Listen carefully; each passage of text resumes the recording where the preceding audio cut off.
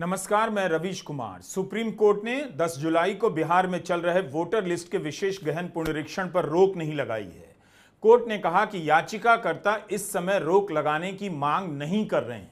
Court में आज आयोग सवालों से घिर गया। कई सवालों के जवाब देते नहीं बना तो 28 जुलाई तक के लिए उसे समय दिया गया है। इन सवालों से कहीं नहीं लगता कि कोर्ट में चुनाव आयोग को राहत मिली है या उसके फैसले को क्लीन चिट मिल गई है। कम से कम आज ऐसा नहीं हुआ है। जो बड़ी बात हुई है वह यह कि सुप्रीम कोर्ट ने आयोग को सुझाव दिया है कि आप आधार कार्ड, वोटर आई कार्ड और राशन कार्ड को भी बिहार के गहन पुनरीक्षण में प्रमाण पत्र के रूप में स्वीकार करें। कांग्रेस, राजद सहित विपक्षी दल पहले दिन से इसकी मांग कर रहे हैं। कह रहे हैं कि जो दस्तावेज मांगे गए हैं वो लोगों के पास नहीं हैं, जो लोगों के पास हैं वही मान्य नहीं किया जा रहा है। खुद जस्टिस सुधांशु धूलिया ने कह दिया कि चुनाव आयोग जो दस्तावेज मांग रहा है अगर उनसे मांगा जाए तो वे नहीं दे पाएंगे। अब बताइए, भारत के सुप्रीम कोर्ट के जस्टिस धूलिया कह रहे हैं कि आपने जितना समय दिया है उतने समय में तो ये दस्तावेज बिल्कुल नहीं दे पाएंगे। उन्होंने यह भी कहा कि जमीन पर जो हालात हैं मैं आपको बता रहा हूं। सुप्रीम कोर्ट की बेंच चुनाव आयोग को अगर जमीन की हालत बताए तो क्या आप कह सकते हैं कि कोर्ट से राहत मिली है? कोर्ट ने कहा कि आप उन दस्तावेजों को मांग रहे हैं जो लोगों के पास नहीं है। यह हालत हो गई आज चुनाव आयोग की। आप यह भी सोचिए कि आयोग जो दस्तावेज मांग रहा है अगर उनमें से एक दस्तावेज सुप्रीम कोर्ट के जस्टिस नहीं दे सकते हैं तो बिहार की करोड़ों जनता के साथ कितना बड़ा जुल्म हो रहा है। अचानक से लोगों को डोमिसाइल सर्टिफिकेट बनाने में झोंक दिया गया है। इसी के साथ चुनाव आयोग को 28 जुलाई से पहले 3 सवालों के जवाब भी सुप्रीम कोर्ट को देने होंगे। चुनाव आयोग को विशेष गहन पुनरीक्षण कराने का अधिकार है या नहीं? चुनाव आयोग ने जो प्रक्रिया अपनाई है उसका आधार क्या है? ठीक चुनाव से पहले इस समय यह क्यों किया जा रहा है? तीनों ही सवाल 25 जून से संविधान के जानकार, पत्रकार, विपक्ष के नेता उठा रहे हैं। कई लेख लिखे जा चुके हैं, लेकिन इन 3 बुनियादी सवालों का जवाब देने के लिए आयोग को इतना समय क्यों चाहिए था? 18 दिन मिला है। जिन सवालों को लेकर पिछले 16 दिनों से सवाल उठ रहे हैं, आज ही वह इन सवालों के जवाब के साथ क्यों नहीं हाजिर हुआ? चुनाव आयोग के पास इनके जवाब तुरंत हाजिर होने चाहिए थे। बताइए, जिन नियमों के तहत आयोग काम करता है उन्हीं नियमों की जानकारी देने के लिए आयोग को इतना समय चाहिए?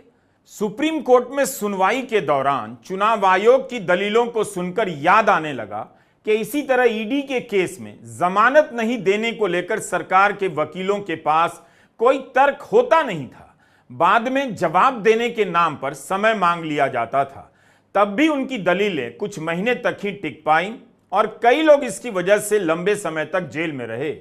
मगर जमानत के मामले में ईडी के वकीलों को हार खानी पड़ी।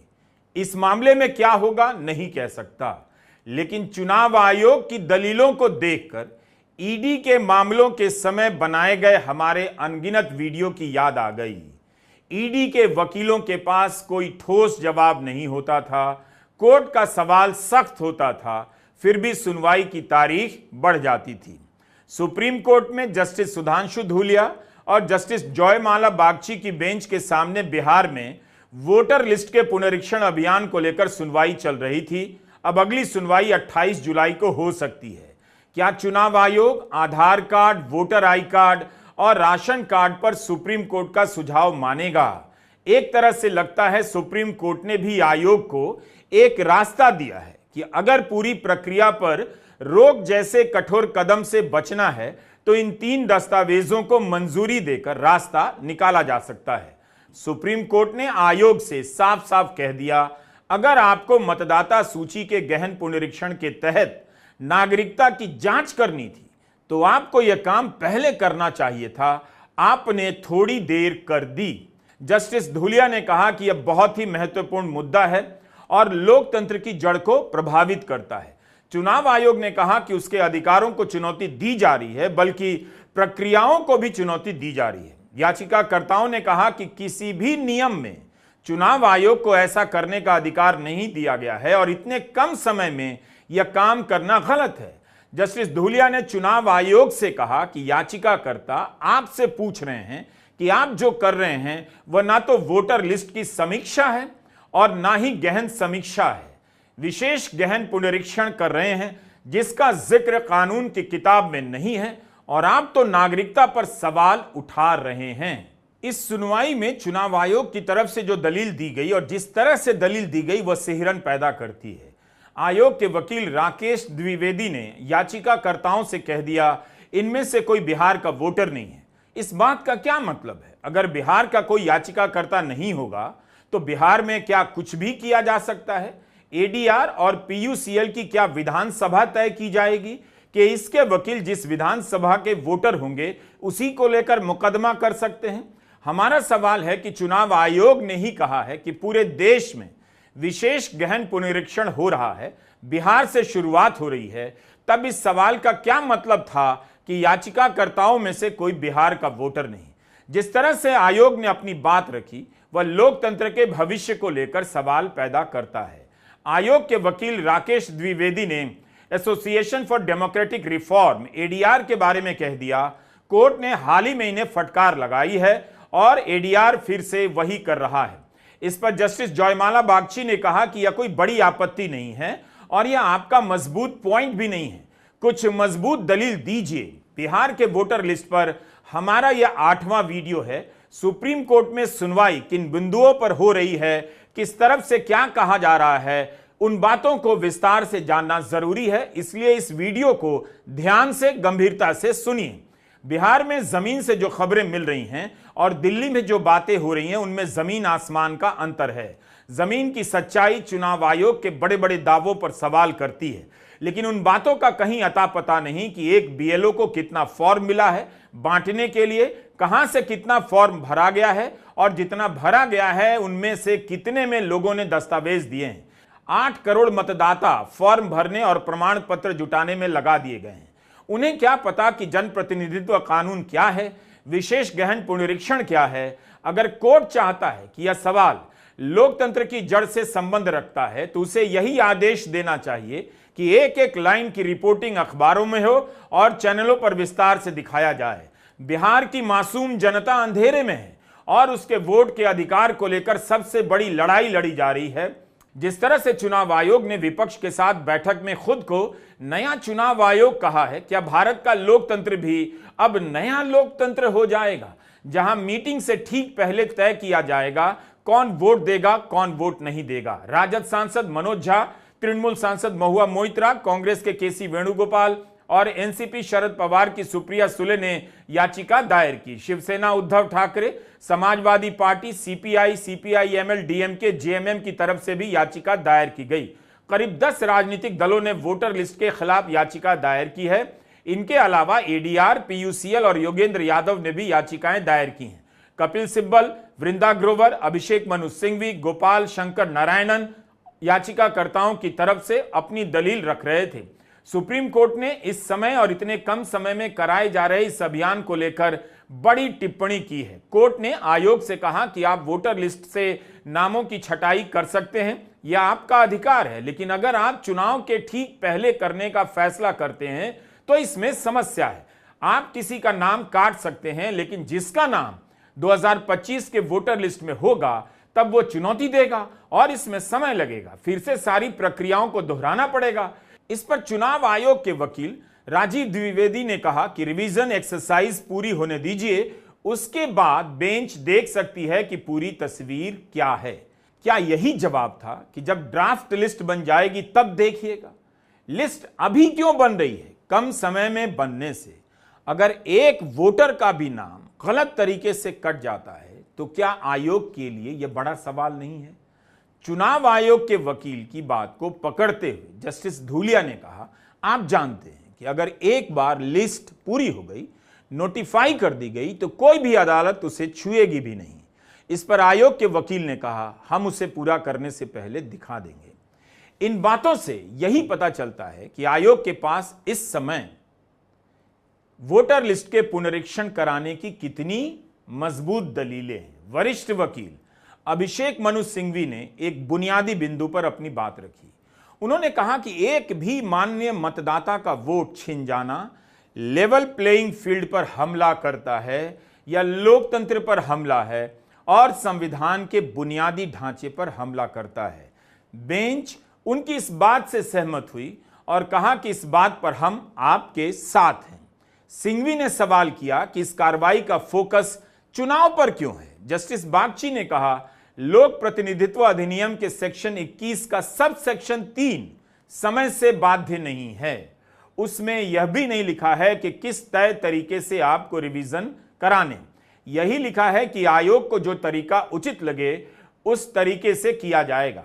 हम यही देखना चाहते हैं कि क्या यह बात चुनाव आयोग को किसी प्रकार की छूट देती है। इस पर सिंघवी ने कहा, यह इस तरह से नहीं किया जा सकता कि लोगों के मतदान करने का अधिकार उनसे छिन जाए। एडीआर की तरफ से वकील गोपाल शंकर नारायणन ने कहा कि चुनाव आयोग जो गहन पुनरीक्षण कर रहा है वह एकदम से नया कदम है। बिहार के 7.9 करोड़ लोगों को इस प्रक्रिया से गुजरना है। विशेष गहन पुनरीक्षण का जिक्र ना तो कानून में है ना नियमों में है। भारत के इतिहास में यह पहली बार किया जा रहा है। गोपाल शंकर नारायणन ने यह भी कहा कि चुनाव आयोग 30 दिनों के भीतर 8 करोड़ लोगों के वोटर लिस्ट का पुनरीक्षण कर लेना चाहता है और इसके लिए 11 दस्तावेज मांग रहा है। वोटर आई कार्ड भी स्वीकार नहीं करता। आयोग माता पिता का प्रमाण पत्र मांग रहा है। उन्होंने अपनी दलील में कहा कि चुनाव आयोग के अनुसार 2003 के मतदाता सूची में जिसका नाम है उन्हें कागज नहीं देने होंगे, लेकिन उन्हें भी एक नया फॉर्म जमा करना होगा। अगर वह फॉर्म नहीं जमा करते हैं तो वह भी मतदाता सूची से बाहर हो जाएंगे। बाकियों को 11 प्रकार के प्रमाण पत्रों में से किसी एक प्रमाण के माध्यम से अपनी नागरिकता को साबित करना होगा। कपिल सिब्बल ने कहा, यह समझने की जरूरत है कि आयोग क्या कर रहा है। आयोग कह रहा है अगर आप फॉर्म नहीं भरेंगे तो वोट नहीं दे सकेंगे। इस पर जस्टिस धूलिया ने कहा, क्या यह आयोग के अधिकार में नहीं आता कि पूछे जो व्यक्ति योग्य नहीं है वो वोट नहीं कर सकता और जो वोट करने योग्य है उसी का नाम सूची में होना चाहिए।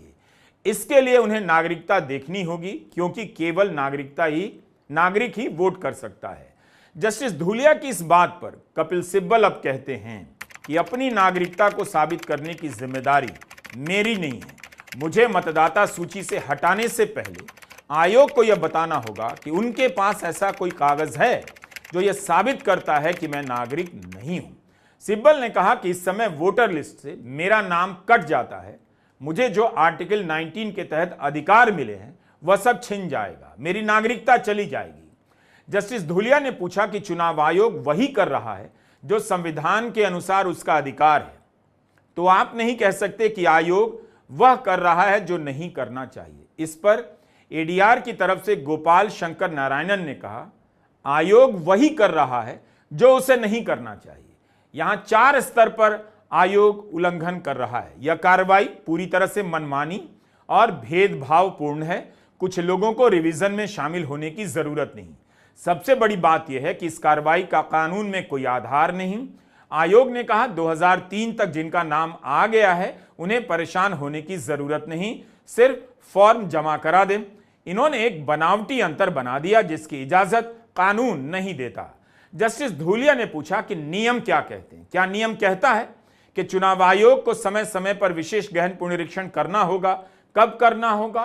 क्या उन्हें करना ही है या उनके विवेक पर निर्भर करता है? अब इस सवाल को आपको समझना चाहिए। इसी सवाल पर संविधान के कई जानकारों ने चुनौती दी है कि आयोग के पास विशेष गहन पुनरीक्षण का अधिकार नहीं है। नियमों में इसका कोई प्रावधान नहीं। हमने आपको पहले के कई वीडियो में बताया है। इस सवाल पर एडीआर के वकील गोपाल शंकर नारायणन ने कहा कि सेक्शन 14 के तहत तारीखें बताई गई हैं, 1 जनवरी, 1 अप्रैल, 1 जुलाई या 1 अक्टूबर। हर साल इन तारीखों के पहले मतदाता सूची का रिवीजन कर लिया जाना चाहिए। अगर आयोग को समीक्षा करनी है तो उसे इनमें से किसी एक तारीख का चुनाव करना पड़ेगा और चुनाव आयोग सभी राज्यों के लिए हर साल समरी रिवीजन का काम करता रहा है। एक तो बात है कि क्या नियम में विशेष गहन पुनरीक्षण का प्रावधान है, तो इसका विरोध करने वाले वकीलों का तर्क है। तथ्य भी है कि नियमों में चुनाव आयोग को ऐसा कोई अधिकार नहीं दिया गया है। जब गोपाल शंकर नारायणन ने यह बात कह दी तब जस्टिस धूलिया ने कहा, क्या आप चुनाव आयोग की शक्तियों को चुनौती नहीं दे रहे? इस पर गोपाल शंकर नारायणन ने कहा, नहीं, हम उनकी शक्तियों को चुनौती नहीं दे रहे, लेकिन जिस तरह से बिहार में पुनरीक्षण करवाया जा रहा है हम उसे चुनौती दे रहे हैं। वो जो भी रिवीजन करवाए उसे तय प्रक्रिया के अनुसार ही करवाना होगा। इस पर जस्टिस धूलिया ने जब कहा कि आयोग ऐसा कर रहा है, तब गोपाल शंकर नारायणन ने कहा, नहीं, ऐसा नहीं है, आयोग ऐसा नहीं कर रहा है। इस पहलू पर आप द हिंदू अखबार में पीडीटी आचार्य का लेख पढ़ सकते हैं। उन्होंने साफ लिखा है कि स्पेशल इंटेंसिव रिवीजन नाम की कोई कार्रवाई कानून में लिखी हुई नहीं मिलती है। चुनाव आयोग सिर्फ स्पेशल रिवीजन करवा सकता है, वह भी किसी निर्वाचन क्षेत्र में, उसके छोटे से हिस्से में, या पूरे निर्वाचन क्षेत्र में। पूरे राज्य में, पूरे देश में ऐसा करवाने का कोई प्रावधान नहीं। पीडीटी आचार्य के अनुसार बिहार में चल रहा पुनरीक्षण लोक प्रतिनिधित्व अधिनियम के प्रावधानों के अनुसार नहीं है। चुनाव आयोग ने अपने आदेश में लिखा है कि वह लोक प्रतिनिधित्व अधिनियम के सेक्शन 21 के तहत ऐसा करवा सकता है, मगर पीडीटी आचार्य का कहना है उसी प्रावधान के बिंदु 3 के तहत यह शक्ति सिर्फ किसी निर्वाचन क्षेत्र या उसके किसी हिस्से तक ही सीमित रखी गई है। सुप्रीम कोर्ट के सामने सारे सवाल जो उठ रहे थे, कोर्ट के सामने लाए जा रहे थे, ये वही सवाल है जिन्हें चुनाव आयोग भ्रामक बता रहा है। आप इसे ठीक से समझें, इसके लिए जरूरी है कि आप यह हिस्सा भी देखें। 4 दिनों में चुनाव आयोग ने विपक्ष के 5 नेताओं के बयानों को 6 बार भ्रामक बताया। आमतौर पर यह काम पीआईबी की फैक्ट चेक यूनिट करती है, लेकिन इस बार चुनाव आयोग की कार्रवाई दिखा रही है कि वह विपक्ष के नेताओं से भिड़ रहा है, मिसलीडिंग का ठप्पा लगा रहे हैं। मल्लिकार्जुन खड़गे, तेजस्वी यादव, मनोज कुमार झा, सागरिका घोष, सुप्रिया श्रीनेत, योगेंद्र यादव, जगदीप छोकर द्वारा किए गए पोस्ट पर जाकर लिख रहा है कि भ्रामक जानकारी है, और खंडन भी लिख रहा है। जो सवाल अदालत में उठाए गए उनमें से कुछ सवाल ट्विटर पर भी उठाए गए, जिन्हें आयोग ने भ्रामक कह दिया। तेजस्वी यादव ने जल्दबाजी को लेकर सवाल किया, लंबे चौड़े ट्वीट में दावा किया कि जमीन पर कई तरह की अनियमितताएं देखी जा रही हैं, बीएलओ खुद उन्हें बता रहे हैं। इस पर आयोग ने भ्रामक होने का ठप्पा लगा दिया, कह दिया राजद के खुद के बीएलए जमीन पर काम कर रहे हैं, 4 करोड़ फॉर्म जमा किए जा चुके हैं। क्या यह तेजस्वी के सवाल का जवाब है? जबकि कोर्ट में यही सवाल फिर से उठा और अखबारों में भी खबरें छप रही हैं। यह सब इसलिए बता रहा हूं कि आप पूरे मामले को कोर्ट में सुनवाई से ही जोड़कर ना देखें। सुनवाई के बाहर अखबारों में क्या छप रहा है, सवाल क्या उठ रहे हैं, उन सवालों को भी समझें। बिहार के लोगों ने प्रभात खबर, दैनिक भास्कर, हिंदुस्तान जागरण का नाम सुना है, लेकिन इस अभियान को लेकर जो सवाल उठ रहे हैं, कानून में अधिकार है या नहीं, इसकी पड़ताल कौन कर रहा है? रिपोर्टर्स कलेक्टिव स्क्रोल वायर कर रहा है। 10 जुलाई को स्क्रोल के आयुष तिवारी ने रिपोर्ट छापी है, जिसमें बताया गया है कि 2003 के आदेश में क्या कागज मांगे गए, इस पर कोई स्पष्टता ही नहीं। 2 हफ्ते से पुनरीक्षण चल रहा है, आयोग के पुराने आदेश और उसके नियमों की कॉपी तक नहीं मिल रही। यह भी साफ नहीं कि क्या 2003 में नागरिकता का प्रमाण मांगा गया था, उस कार्रवाई में 2 साल क्यों लगे? आयोग के अधिकारी ने आयुष तिवारी से कहा कि यह कंप्यूटर से पहले की बात है, आदेश कहीं रखा होगा। क्या ऐसा जवाब हो सकता है? अगले 10-15 दिन में मिलने की उम्मीद नहीं है, यह भी कहा गया। टाइम्स ऑफ इंडिया ने आज रिपोर्ट किया है कि पटना में आधार स्वीकार हो रहा है, सीमांचल में नहीं। पटना और आसपास के इलाकों में लोगों से कहा जा रहा है 11 प्रमाण पत्र नहीं है तो वोटर आईडी, आधार या राशन कार्ड की कॉपी दे दें, लेकिन ग्रामीण इलाकों में इस बात पर जोर दिया जा रहा है 11 प्रमाणों में से ही कोई एक ही दें। चुनाव आयोग के वकील ने आज कोर्ट में कहा कि 2003 के रिवीजन में 3 प्रमाण पत्र मांगे गए थे, तो आयोग को बता देना चाहिए कि ये प्रमाण पत्र कौन से थे और उस समय की प्रक्रिया के नियम क्या थे। अभी तक यह काम आयोग को खुद से कर देना चाहिए था। सुप्रीम कोर्ट की सुनवाई पर आगे बढ़ते रहते हैं। थोड़ी सी बहस आधार और वोटर आईडी कार्ड को लेकर भी होती है। कपिल सिब्बल बार बार कहते हैं मेरा जन्म 1950 के बाद हुआ है, मैं भारत का नागरिक हूं। अगर कोई इसे चुनौती देता है तो उसे बताना चाहिए आधार क्या है। अगर कोई बिहार से बाहर काम करने गया है तो वह आकर फॉर्म कैसे भरेगा, माता पिता का जन्म प्रमाण पत्र कहां से लाएगा? यह सारा काम चुनाव आयोग के दायरे के बाहर का है। वकील वृंदा ग्रोवर कहती है नागरिकता के इस अभियान के तहत गरीबों को, माइग्रेंट को टारगेट किया जा रहा है। गरीबों के पास दस्तावेज नहीं होता, यह नागरिकता की कोई सामान्य जांच नहीं है, ये लोग कहां से दस्तावेज लाएंगे? अभिषेक मनु सिंघवी ने कहा, पूरा देश आधार कार्ड बनवाने के पीछे पागल हुआ जा रहा है और चुनाव आयोग कहता है आधार कार्ड मान्य ही नहीं या कुछ और नहीं, नागरिकता की जांच का अभियान चल रहा है। सुप्रीम कोर्ट ने भी आधार को लेकर कई सवाल पूछे कि जाति का प्रमाण पत्र आधार पर बनता है तो आधार क्यों नहीं मान्य है, जिस आधार से कई दस्तावेज बनते हैं वही आधार क्यों नहीं मान्य है। चुनाव आयोग की तरफ से कहा गया कि आधार नागरिकता का प्रमाण पत्र नहीं है, तब कोर्ट ने कहा यह तो अलग मसला है और गृह मंत्रालय का काम है। यह बड़ी बात है। क्या कोर्ट यह कह रहा है कि नागरिकता की जांच का काम गृह मंत्रालय का है, चुनाव आयोग का नहीं? आयोग के वकील ने कहा जनप्रतिनिधित्व कानून में कहा गया है भारत का नागरिक ही वोट कर सकता है। इस पर बेंच ने कहा क्या इसके लिए देर नहीं हो गई? चुनाव आयोग के वकील राकेश द्विवेदी ने कहा मैं वहीं का वोटर माना जाऊंगा जहां पर मामूली रूप से निवास करता हूं। आधार पर अपनी बात रखते हुए उन्होंने कहा आधार सिर्फ पहचान का प्रमाण है, कुछ चीजों का प्रमाण नहीं है। फॉर्म के साथ जो कागज देने हैं उनका एक उद्देश्य है, हर प्रमाण पत्र का एक उद्देश्य होता है। राकेश द्विवेदी आगे कहते हैं आधार उन लोगों को भी जारी हो सकता है जो भारत के नागरिक नहीं हैं, लेकिन निवासी, हर निवासी को आधार मिल सकता है। आधार एक्ट को पढ़िए, आधार नंबर अपने आप में नागरिकता का प्रमाण पत्र नहीं है। अगर मेरे फॉर्म को लेकर कोई सवाल उठाता है कि आप राकेश द्विवेदी नहीं हैं, तो मैं अपना आधार निकाल कर दिखा सकता हूं कि मैं ही राकेश द्विवेदी हूं। कमाल की दलील है। बाद में आप आधार के आधार पर उसकी दलील स्वीकार कर लेंगे, मगर पहले नहीं। क्या आयोग यही कह रहा है? इस पर हमारा सवाल है कि अगर ड्राफ्ट सूची को चुनौती देने के लिए आधार का इस्तेमाल हो सकता है, पहचान प्रमाणित करने के लिए आधार का इस्तेमाल हो सकता है, फिर आयोग आधार को स्वीकार करने से मना क्यों करता रहा? या तो वो आधार कार्ड को अपनी कार्रवाई में पूरी तरह शामिल ही ना करे, उसके आधार पर बने किसी दस्तावेज को शामिल ना करे, मगर किसी चरण में स्वीकार करने और किसी चरण में स्वीकार नहीं करने की नीति क्या आम लोगों को कंफ्यूज नहीं करेगी?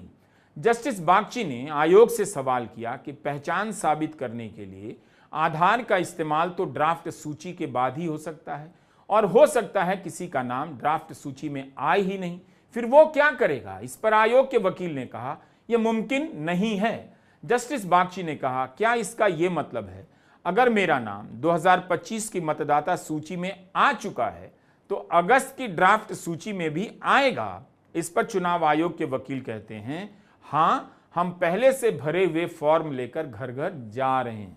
तो सुना आपने, चुनाव आयोग ने कहा पहले से भरे हुए फॉर्म घर घर लेकर जा रहे हैं। तब तो इसकी स्क्रूटनी होनी चाहिए कि फॉर्म का मतलब होता है कि लोग भरें। आयोग को ही अगर फॉर्म भरकर जमा करना था तो फॉर्म भराने का यह अभियान क्यों चलाया जा रहा है? पूर्व मुख्य चुनाव आयुक्त ओपी रावत ने इकोनॉमिक टाइम्स से यही कहा है कि ड्राफ्ट मतदाता सूची में नाम आने पर आमतौर पर लोग आश्वस्त हो जाते हैं कि अंतिम सूची में भी नाम आएगा, मगर यह मुमकिन है कि पर्याप्त कागज ना होने के कारण कुछ लोग सितंबर में प्रकाशित होने वाली अंतिम मतदाता सूची में शामिल ना हो पाए। ऐसे लोगों के पास अपने नाम हटाए जाने के फैसले को चुनौती देने के लिए बहुत कम समय बचेगा। अगस्त से सितंबर के बीच जब करोड़ों लोगों के नाम कटेंगे या लाखों लोगों के नाम कटेंगे या कुछ हजार लोगों के नाम कटेंगे तो क्या होगा? चुनाव होगा नवंबर में और चुनाव से ठीक पहले यह सब किया जा रहा है। बड़ी संख्या में लोगों का वोट करने का अधिकार खतरे में पड़ सकता है। उन्हें अपील का समय नहीं मिलेगा, मौखिक सुनवाई में समय लगता है। खुद जस्टिस धूलिया ने यह बात की है। उम्मीद है आयोग जस्टिस धूलिया की इस चेतावनी को याद रखेगा और अखबार इस बात को प्रमुखता से छापेंगे जो जस्टिस धूलिया ने कही है कि हमें संदेह है कि आप यह टाइमलाइन निभा पाएंगे या नहीं। याद रखिए, आपको प्रक्रिया का पालन करना है, यह व्यवहारिक नहीं है। 10 जुलाई की सुनवाई से सवालों को विराम नहीं मिला है, सवाल उठाने वालों को आराम नहीं मिला है। इस बीच वाकई आयोग की तरफ से जो दावे किए जा रहे हैं वो दिल्ली में किए जा रहे दावों से काफी अलग है। सुप्रीम कोर्ट के सामने उसके जवाबों से यही लगा, तैयारी पूरी नहीं है, उसी तरह आधी अधूरी है जो 25 जून से बिहार में शुरू की गई है। नमस्कार, मैं रवीश कुमार।